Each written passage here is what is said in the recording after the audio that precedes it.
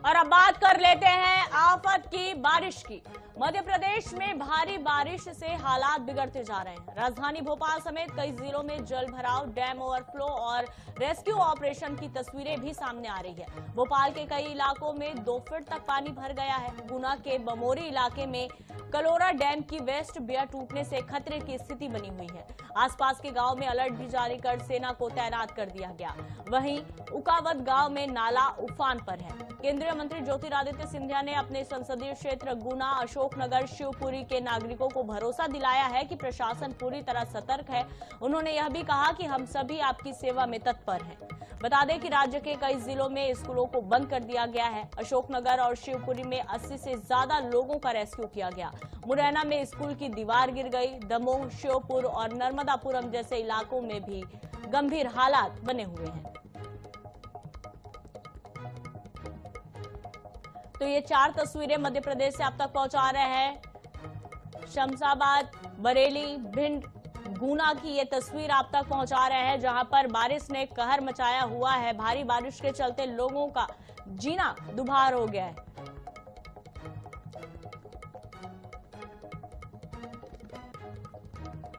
तो बारिश के तांडव की ये 4 तस्वीरें आप देखकर सहज ही अंदाजा लगा सकते हैं कि यहाँ का जनजीवन कितना प्रभावित इस बारिश में हुआ है।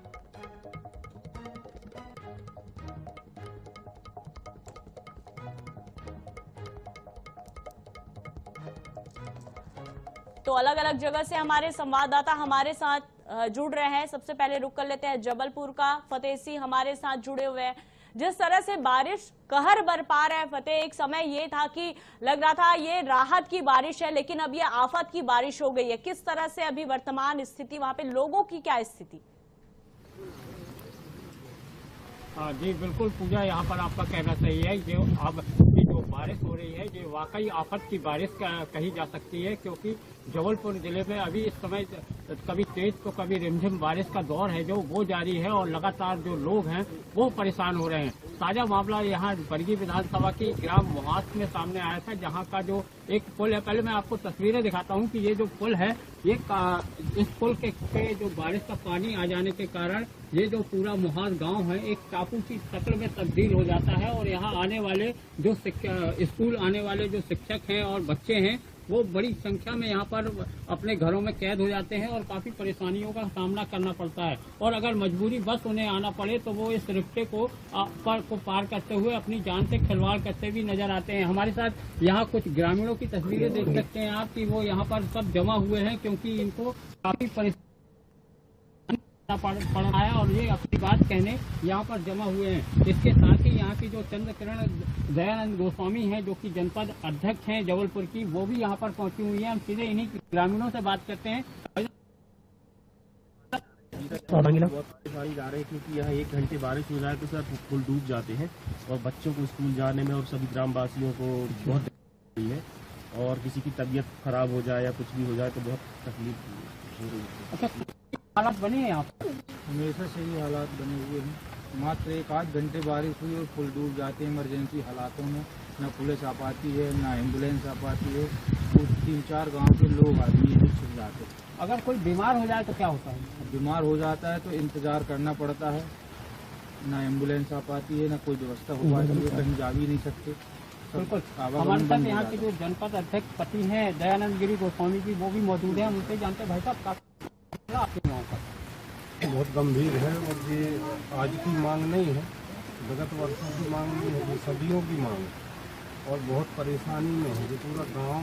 क्योंकि इस तरफ जहां अपन खड़े हैं ये इमरती नाला है, और जब आप मेन रोड पे जाएंगे तो वहाँ कोहा नाला है। वो पुल PWD के माध्यम से बना था रफ्ता, और ये रफ्ता जो बना है ये पंचायत के माध्यम से बना है। तो बहुत विकट स्थिति बनी हुई है, लेकिन चूँकि हमारे विधायक और सरकार संवेदनशील है, उनने अभी 3-4 दिन पहले इसका एस्टीमेट मंगाया, और हमने एस्टीमेट बनवा के 1,47,00,000 का इसका एस्टीमेट आया है, और वो प्रहलाद पटेल जी के माध्यम से, क्योंकि वो पंचायत मंत्री हैं, इस पुलिया को, इस पुल को वो ही कर सकते, उनका विभाग कर सकता है। इसके पहले हमने कोशिश की है जनपद की तरफ से, हमारे पास 20 लाख रुपया था। बिल्कुल फतेह, और जिस तरह से जिस तरह से ये अपनी पीड़ा बता रहे हैं, साफ तौर पर कई गंभीर सवाल भी खड़े हो रहे हैं। कितने पीड़ा में लोग हैं, बारिश ने किस तरह से उन्हें प्रभावित किया है, ये साफ तौर पर उनकी बातों से झलक रहा है। रुक कर लेते हैं ग्वालियर का, यहाँ से हमारे सहयोगी जावेद खान हमारे साथ जुड़े हुए हैं। जावेद, वाकई जिस तरह से बारिश इन दिनों कहर बरपा रहा है, लोग काफी ज्यादा प्रभावित हो रहे हैं, बच्चे स्कूल नहीं जा पा रहे हैं, इसके साथ ही साथ जान का भी खतरा बना हुआ है। क्या स्थिति अभी वहां पर बनी हुई है?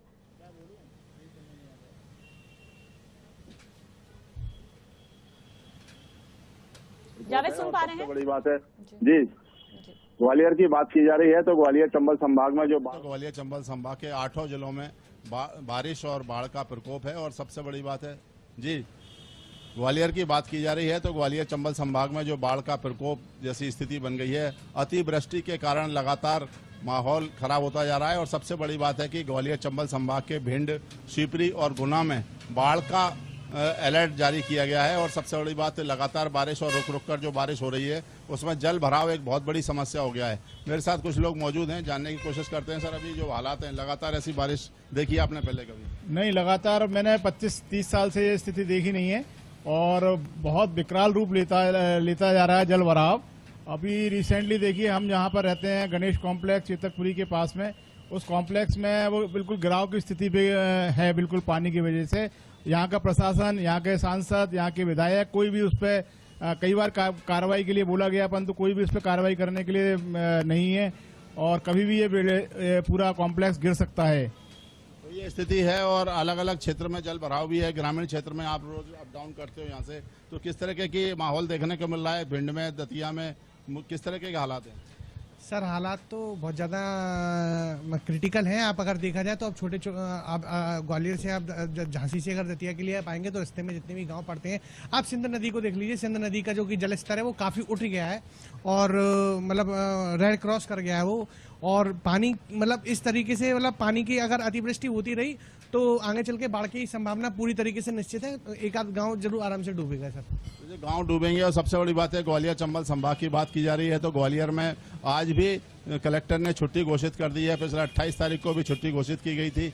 और जो स्कूलों के साथ साथ जो आंगनबाड़ी और ग्रामीण क्षेत्र के स्कूल हैं उसमें भी छुट्टी घोषित कर दी गई है। बिल्कुल जावेद, और जिस तरह से बारिश ने त्राही त्राही मचाया है, लोगों को केवल जान का ही नहीं माल का भी खतरा है, क्योंकि पानी घरों में घुस रहे हैं। बहुत ज्यादा नुकसान जो है बारिश के चलते लोगों को यहाँ पर उठाना पड़ रहा है। फिलहाल तमाम जानकारी के लिए आप दोनों का बहुत धन्यवाद।